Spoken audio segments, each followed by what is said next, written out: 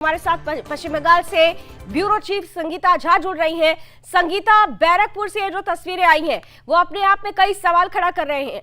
सीधे तौर पर ये कहा जा रहा है कि वोटर्स को यहां प्रभावित किया जा रहा है, लेकिन ये क्लियर नहीं हो पा रहा है कि कौन किसे प्रभावित कर रहा है, क्योंकि बीजेपी कह रही है कि वोटर्स को टीएमसी प्रभावित कर रही है, धमका रही है, उधर टीएमसी ये कह रही है कि बीजेपी के लोग आकर वोटर्स को धमकाने का प्रयास कर रहे हैं। थोड़ा क्लैरिटी दीजिए। देखिए लावनी, मैं आपको बता दूं कि जब अर्जुन सिंह पहुंचते हैं इस बूथ में, जो कि आपका मतलब कचरा पाड़ा में पड़ता है, तो कचरा पाड़ा जब वो पहुंचते हैं तो वहां पर देखते हैं कि कुछ टीएमसी के लोग वहां पर मौजूद रहते हैं, जहां पर 2-3 महिलाएं रहती है, एक पुरुष रहता है।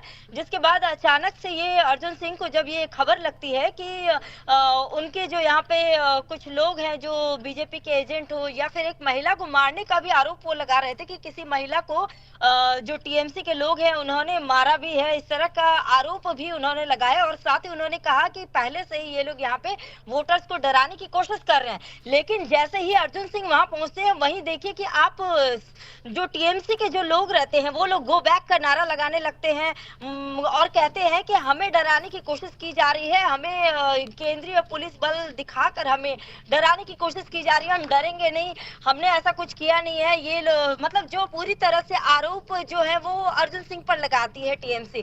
तो ये आरोप प्रत्यारोप ये लगातार चलने लगता है। लेकिन आप देखिए कि लगातार इसके पहले भी हमने देखा ही था कि कैसे लगातार चौथे चरण तक लगातार हिंसा की खबरें, जो जगह जगह से हिंसा और झड़प की खबरें आ रही थी। फिर आप देखिए कि आज फिर से बैरकपुर हो या फिर मैं अगर हुगली की भी बात करूं तो हुगली में भी काफी ज्यादा उत्तेजना फैली हुई है। जगह जगह बूथ में जाकर लॉकेट चटर्जी आरोप लगा रही है कि टीएमसी यहाँ पर फेक वोटिंग करवा रही है, और लॉकेट चटर्जी लगातार इन आरोपों को लगा रही है। और देखिए कि अब अगर तस्वीरों में अगर देखा जाए तो कई जगह पर लॉकेट चटर्जी बूथ के अंदर घुसकर जो वहां के जो एजेंट है, चाहे वो टीएमसी के लोगों को हो या फिर कई लोगों पर वो आरोप लगा रही है।